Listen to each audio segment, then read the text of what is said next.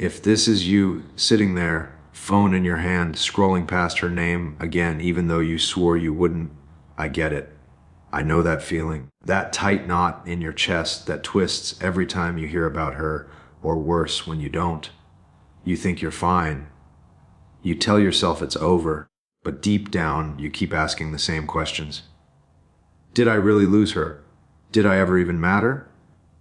Maybe this hits closer than you expected. Maybe it's the way she laughed at that stupid joke only you would have remembered. Or the way she'd grab your hoodie and claim it as hers. Small things. Tiny imprints that stick. Things nobody else would notice. And now they haunt you. They punch through the quiet nights. They make you lie awake staring at the ceiling, listening to the hum of the streetlights, wondering why she left, why she chose wrong. You remember the last fight, don't you? How she said things, cutting sharp, but you stayed and swallowed it. And now she's gone. And there's this slow creeping awareness that she didn't just walk away from you. She walked towards something she'll regret. And you're left in that half-lit room, heart thumping like a drum. You can't stop, feeling alive and dead at the same time. You catch yourself thinking about her new life, laughing, maybe smiling at someone else. And your chest tightens. You hate it.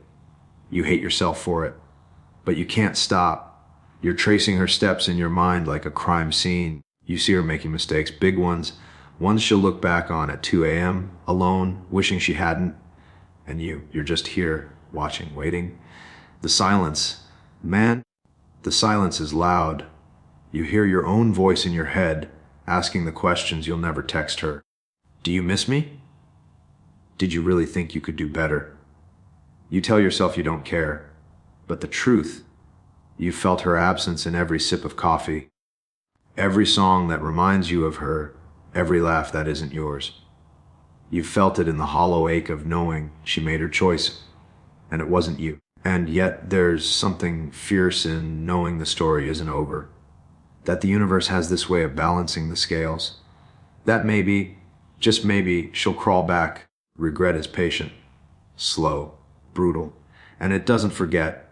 So here's the question you've been hiding from yourself, haven't you? The one you pretend doesn't exist. The one that gnaws at your ribs when no one's watching. Are you ready to watch her finally realize it? Or will you keep sitting there, pretending the silence isn't screaming your name? Look, most guys get this all wrong. They think the moment she walks away, it's a loss. They think chasing, texting, explaining that's gonna fix it. But it doesn't. Not really. Not the way you think. Remember that one night, late, quiet. Maybe you were sitting on the edge of your bed, socks half off, staring at the wall, just thinking. That's the moment you realize it. You realize she left, but she didn't leave you. She left what she couldn't handle. And that's not your failure. That's her choice. Here's the thing. Most men think time heals, or that showing up more, proving more, somehow rewrites the story. But regret doesn't need rewriting. It's patient. It waits. It finds her in the small moments she didn't anticipate, like when she laughs and it's not yours to share, or when she reaches for something she thought she could take and it's gone. Masculine principle number 1, control yourself, not her. You can't make someone see what they ignored. You can't force clarity into someone else's chaos. Your power, your strength, it's in the pause, the quiet, the decision not to react to the impulse that's screaming at you to text her. That's where real authority lies. You remember when you helped her move that one time, or stayed up late listening while she talked about nonsense and thought, I'd do anything for this. Yeah, you would, and that's fine. But that's for you to remember, not for her to respect. She'll catch up eventually. If she's meant to, regret will do its job. Masculine principle number 2, patience over proving. You're not here to win her back. You're here to hold your value, to keep your dignity, to let her realize what she left when she comes crawling back. If she comes, it won't be because you begged or pleaded or sent the right message at the right time. It'll be because she finally sees what she walked away from. So most guys scramble, panic, reach out. You don't. You breathe, you walk. You live, and you watch the story unfold with calm eyes. That's the difference. That's the part most men never get. He's sitting on the couch. The TV is off. Just the hum of the fridge, the quiet buzz that feels louder than it should. His hands curl into fists, then relax. He doesn't know why he's looking at the spot where she used to sit, her hair brushing the back of the couch like it's still there. The window's cracked. Cold air bites his arms. He pulls the blanket tighter. Something about the way the room smells. Old coffee, faint perfume she left behind hits him. Sharp. Makes his chest tighten. He remembers that Friday night. She laughed at something dumb, leaned into him, and he thought that this is it. That the way her hand brushed his arm meant forever. And now there's nothing. Just echoes. Echoes and questions he doesn't dare speak out loud. His phone lights up. Someone's story, someone else's laugh. And for a second, the thought pops. Maybe she's laughing like that now without me. He shakes it off. No, can't. Won't. And yet the thought lingers, scratching at the back of his mind. He thinks about the fight, the small one, over nothing really, but the kind that leaves scars anyway.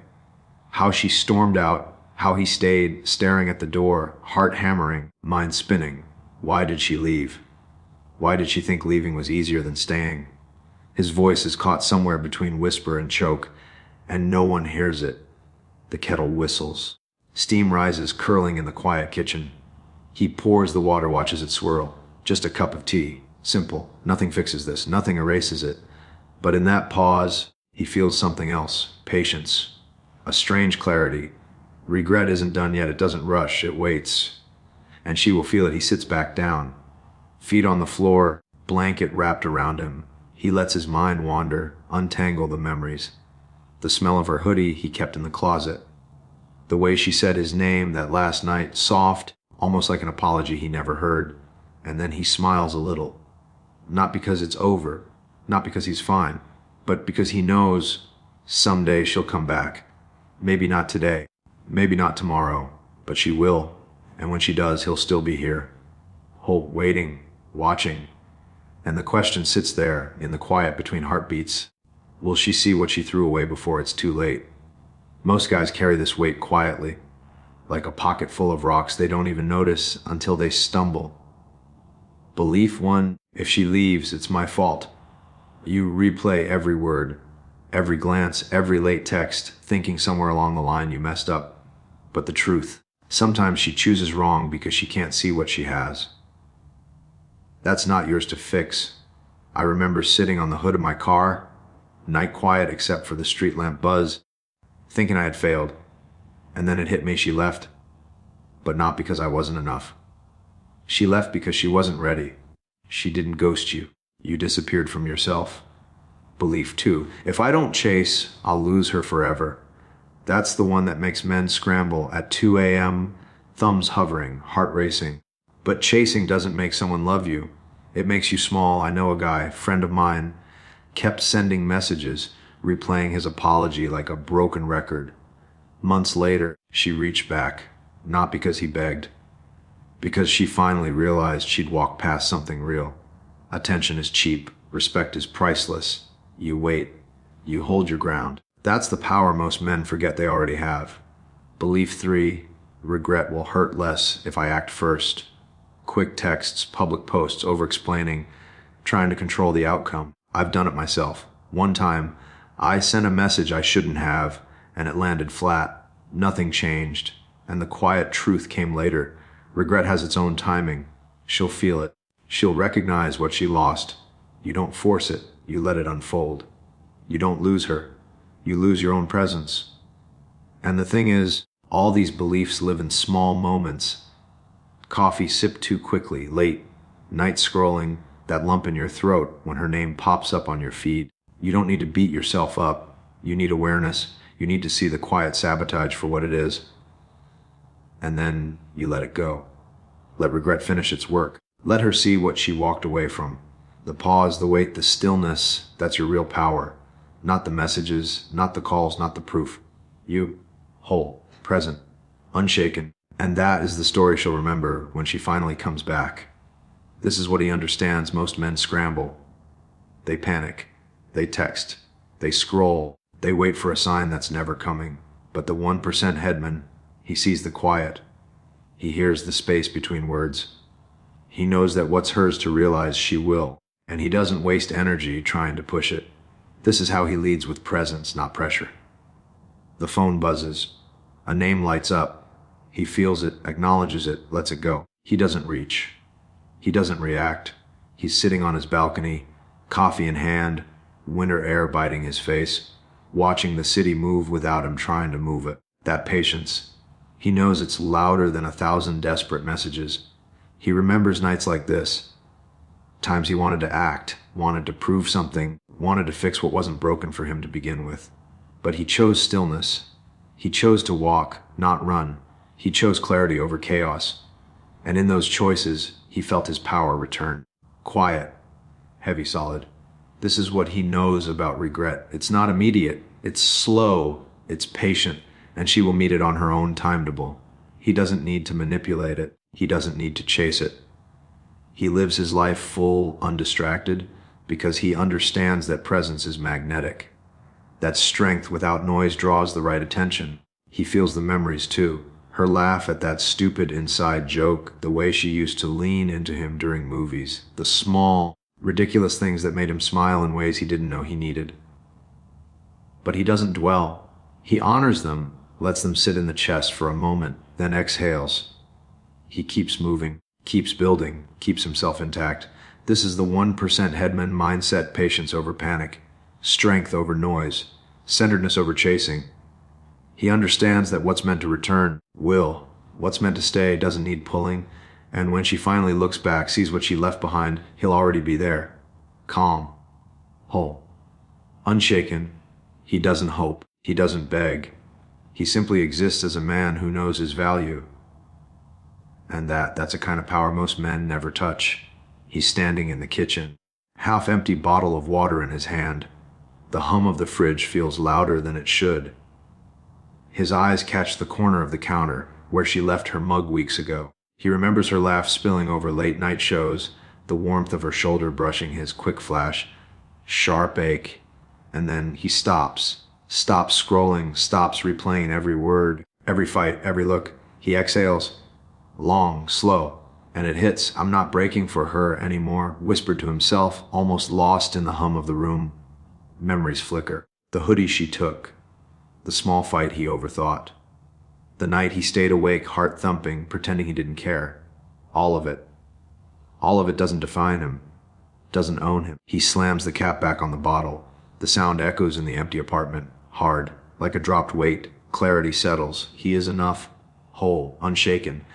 And in that quiet pause, he knows he's done bending, done chasing, done losing himself to someone else's mistakes. The regret isn't his burden to carry. Not anymore.